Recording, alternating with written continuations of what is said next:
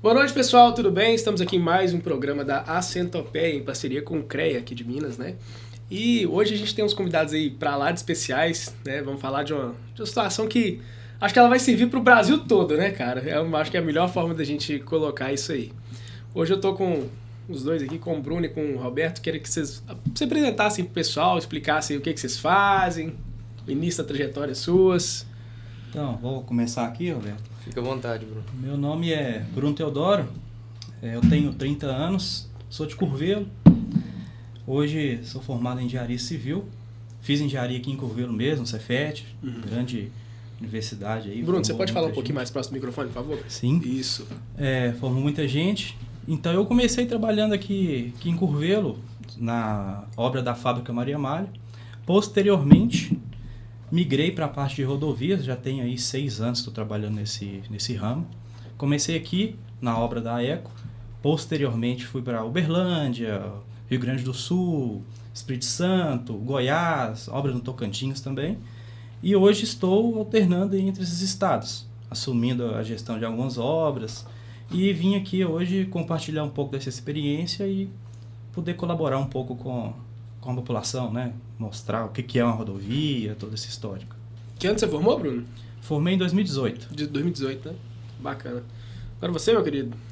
Primeiramente, boa noite para todo mundo, né? Queria agradecer aí o convite, a oportunidade de estar aqui compartilhando um pouquinho do conhecimento que a gente tem, que a gente adquiriu aí ao longo da trajetória profissional. Eu me chamo Roberto Fernandes Amaral Júnior, eu tenho 31 anos, sou natural de Curvelo, um pouquinho diferente do Bruno aí. Minha trajetória está bem concentrada aqui na região de Curvelo mesmo. Eu sou técnico em meio ambiente pelo Cefet MG, também engenheiro civil pelo Cefet. E atualmente estou cursando MBA em infraestrutura de transportes pela PUC Minas. Minha trajetória começa na engenharia, né? Começa bem no início do curso, foi uma opção que eu tive. É uma escolha mesmo, né? Porque eu Desde acho o início que... do curso você já pensou em rodovia, assim, no geral? Não em rodovia, eu vou explicar um pouquinho. Assim, a particularidade minha, eu acho que, pelo menos foi o meu caso, eu acho que é o caso de muita gente, né? Eu acho que com 18, 19 anos, que foi a idade que eu tinha, né? Quando eu estava fazendo essa transição do ensino médio para o ensino superior, eu tinha ainda um pouco de dúvida, né? No que eu queria fazer pelo restante da minha vida. Então, acabou que eu passei no vestibular para engenharia civil aqui em Curvelo, e eu queria experimentar, né, o que é a vida do engenheiro, o que é o dia a dia do engenheiro, porque é uma decisão complexa, né? Eu acho que você tem que escolher muito bem a sua profissão, porque é aquilo que, teoricamente, você vai fazer pelo resto da sua vida. Então, foi uma opção que eu tive. Eu falei, deixa eu ver o que é a realidade de uma obra, né? Deixa eu procurar um estágio. Talvez não seja o momento 100% correto, né? Até porque a engenharia, os 2 primeiros anos, ela é muito focada na parte básica ali, você vai entrar na parte mais técnica no final do curso, né? A partir do 4º período. Mas era o que eu tinha na época, né? Para poder fazer esse teste e ver se era engenharia civil que eu queria. E eu acabei tendo a oportunidade de acompanhar uma obra predial aqui em Curvelo, o edifício Ágata. Agradecer o pessoal aí que me deu a oportunidade, engenheiro Henrique Diniz, engenheiro Ronaldo Haré. E foi onde eu comecei ali minha trajetória na engenharia. Diferentemente do que você me perguntou, né? Não foi na parte de rodovias, mas foi na parte predial. Então eu fiquei naquele prédio ali por praticamente 1 ano e meio a 2 anos. Eu fui desde o início, né? Nas fundações até a entrega das chaves mesmo para os proprietários. Foi uma experiência muito boa. E a partir dali surgiu a minha primeira oportunidade, né? Para me inserir nesse mercado de infraestrutura rodoviária, que foi a oportunidade que eu tive no DR-MG. DR Minas, nona regional aqui de Curvelo. Então, eu abracei essa oportunidade, foi como estagiário, entrei em 2015. E, na época, eu tive o privilégio de poder acompanhar uma obra de implantação rodoviária, né? Que é ali a rodovia LMG 754, que foi uma implantação, era uma rodovia que não era pavimentada. Então, a obra aconteceu ali, eu acho que essa obra começou por volta de 2013, só que a obra teve uma paralisação, ela voltou ali em torno de 2015 e foi ser concluída em 2017. Então eu fiquei durante esse período entre 2015 e 2017 no DR, pude acompanhar essa obra e ali começou a minha história com a infraestrutura rodoviária. A partir de 2017, eu saí do DR e tive a oportunidade de ingressar na empresa construtora Marins, inclusive que foi a empresa que fez a obra da LMG 754. E a partir do momento que eu estava na construtora aí a gente já pegou a MG 231, que é a rodovia que é a sequência ali da LMG 754, até chegar a 040. Hoje essas rodovias estão sob a concessão do Grupo Eco Rodovias, fazem parte do lote da Ecovias Norte Minas.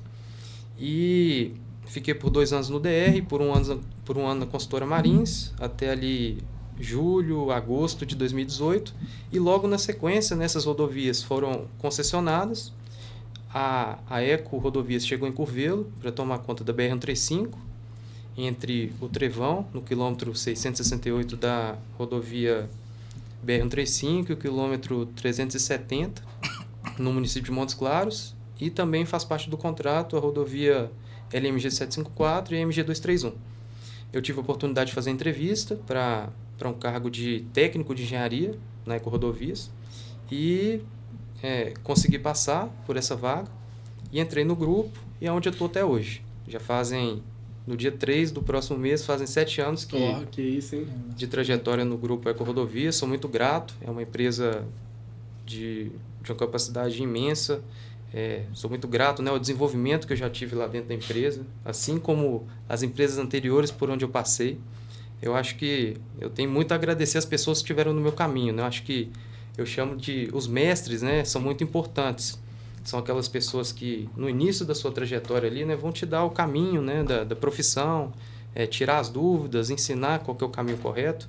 E graças a Deus eu tive a oportunidade de contar com pessoas maravilhosas que puderam contribuir com a minha bagagem profissional e conto até hoje, tá? Lá na Eco a gente tem uma equipe sensacional, agradecer toda a minha equipe que até hoje, né, me dá esse suporte. E é isso, é um pouco da minha história. Desde 2015 até hoje, né, são quase 10 anos na infraestrutura rodoviária. E é o ramo que eu pretendo dar sequência na minha profissão, estou me especializando. Predial deixou de lado. Por enquanto deixa vamos de lado, continuar, né? com a infraestrutura. As rodovias aí tá melhor, né, cara? Sim. Eu costumo dizer que quando você entra para a infraestrutura, ela te proporciona diversas experiências, né? Então você dificilmente vai querer sair. É mesmo? Porque você conhece muitas pessoas. O nicho, a gente vai falar um pouco posteriormente, né, as oportunidades que o mercado traz. Mas eu rodei muito, eu rodei em diversos estados. Então, uma pessoa que eu conheci no Rio Grande do Sul, eu vou para Tocantins, eu acabo vendo a mesma pessoa, tendo um relacionamento, tendo uma conversa. Então, isso aí vai criando laços, né? E isso vai fazendo que você continue sempre dentro daquele mercado. É o que aconteceu com o Roberto, é o que acontece comigo, né? O Roberto tem mais tempo de rodovia que eu. Eu tenho 6 anos, você tem quase 10, né, Roberto? Sim. Então, assim, somando aqui, tem 16 anos de rodovia.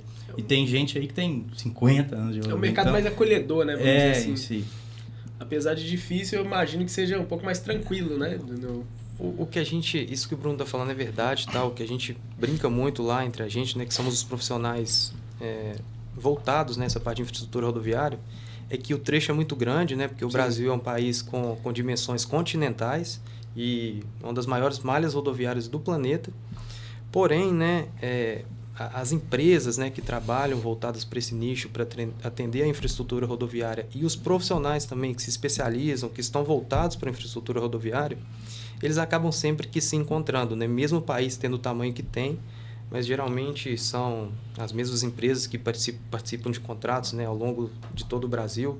Por exemplo, o Bruno aqui, né? O Bruno representa uma empresa que é do Rio Grande do Sul, mas que tem contratos vários estados do país, né, Bruno? É isso aí. Eu trabalho na Copave, ela é do Rio Grande do Sul, na cidade de Lajeado, Arroio do Meio. Mas ela tem obra no próprio Rio Grande do Sul, obra no Espírito Santo, obra em Minas, obra em Goiás, Tocantins. E por isso que eu acabo tendo essas experiências em diversos estados, né? Hoje eu fico mais locado em Minas, mas toda hora tenho a necessidade em Goiás, em Tocantins. A gente desloca, vai para lá, faz um apoio e retorna para o ponto inicial. Aí na empresa eu iniciei, né, como supervisor, tocando obra mesmo, lá no trecho, coordenando encarregado, equipe, toda a questão do equipamento de manutenção de rodovias. Posteriormente surgiu uma oportunidade em orçamentos. Então, eu fiz um MBA, né, em gestão de projetos, gestão de custos, mais voltado para isso, e acabei assumindo a questão de orçamento da empresa. Então, todas as novas obras eu ia fazer a vistoria. Isso aqui, essa obra vai precisar de X pessoas, X equipamentos. Então, eu fazia toda a composição, tanto técnica quanto comercial. Então, eu montava um preço, mandava para a Eco Rodovias, ia ter toda a avaliação técnica, né, e comercial. Parte dessas obras a gente conseguiu, né, ser vencedor da tomada de preços. E é onde a gente hoje já estamos a 7 unidades do grupo e pretendemos ter mais empresas. Vocês tocaram num ponto que eu acho muito interessante, cara. A malha rodoviária do país, nossa, ela é extremamente extensa, né?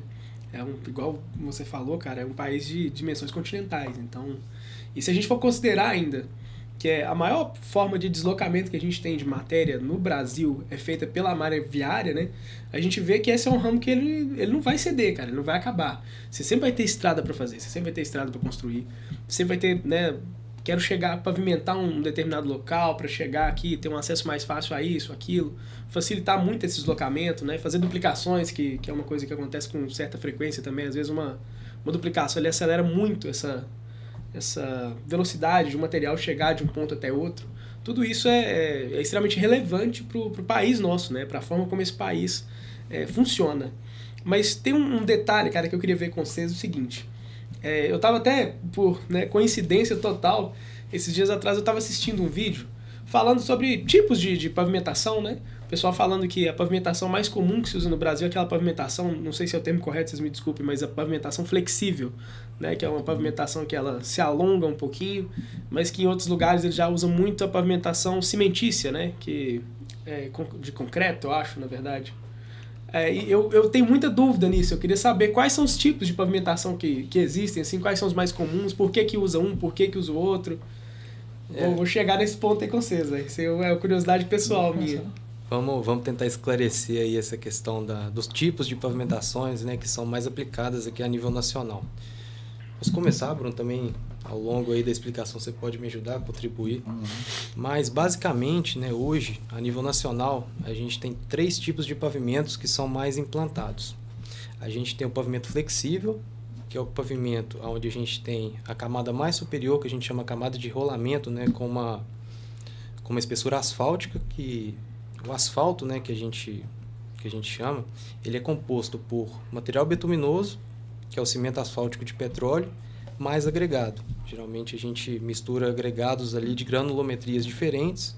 Esse material é usinado junto com o ligante, né, que é esse cimento asfáltico de petróleo, dentro de uma usina de asfalto. Ali esse material é superaquecido, homogeneizado, e dali sai a massa asfáltica que é aplicada na rodovia. E esse pavimento flexível, diferentemente, né, de que muitas pessoas possam imaginar, ele não a estrutura dele não se trata apenas daquela camada de asfalto, de pavimento ali, de asfalto que a gente vê aos nossos olhos. A estrutura desse pavimento flexível é mais complexa. Geralmente a gente tem mais 3 camadas, né, abaixo dessa camada de rolamento, que a gente chama, né, a camada logo abaixo da camada de rolamento de base. A gente pode ter também a subbase e o subleito.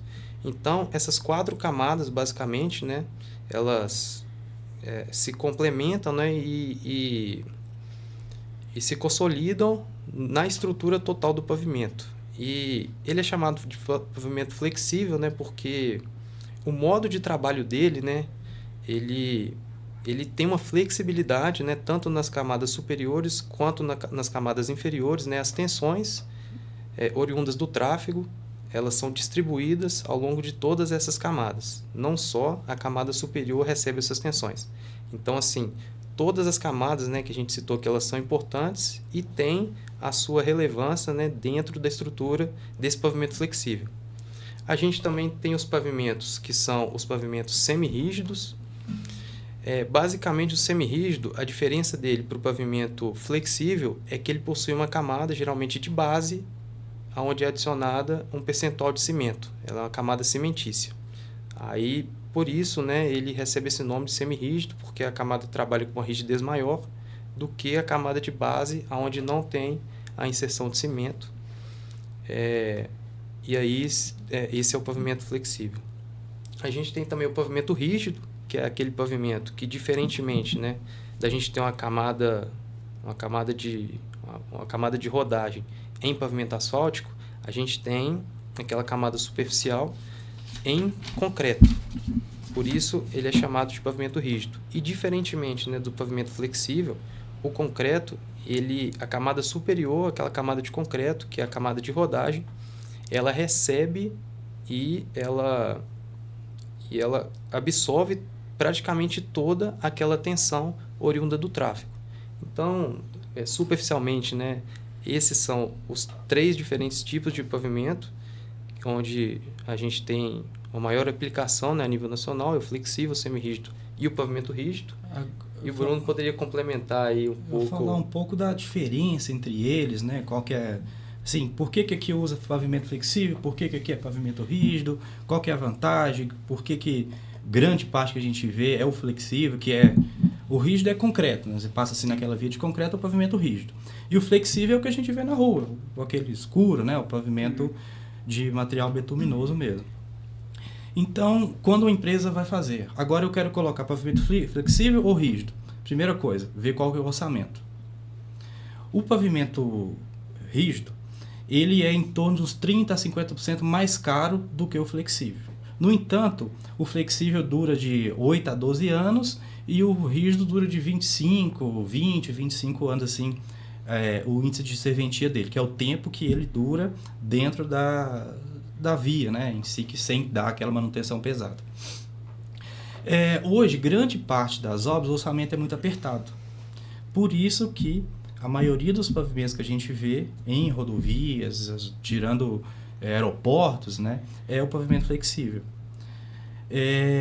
Só que é muito importante a gente tentar mostrar essa diferença e evidenciar que o rígido está tendo um espaço muito grande por causa dessa diferença de tempo que ele dura. Se você vai gastar agora 30%, 40% a mais, só que ele vai durar lá 10 anos a mais... Sim, se você gasta 50%, ele dura mais que o dobro, né? Mais que o dobro. Então, vias de grande fluxo, tem uma rodovia que você trabalhar, só pode trabalhar à noite. O que é mais interessante? Você colocar um pavimento rígido e não ter que a manutenção tão periódica, ou um flexível que você sabe que você vai ter que voltar lá com um tempo menor? Então, essa é a balança, né, que é feita em si para ver quais são o tipo de pavimento usado em determinado ponto, né? Sim. Eu estava, no vídeo que eu citei, que eu estava vendo, uma coisa que foi mencionada lá é que a manutenção do pavimento flexível, ela começa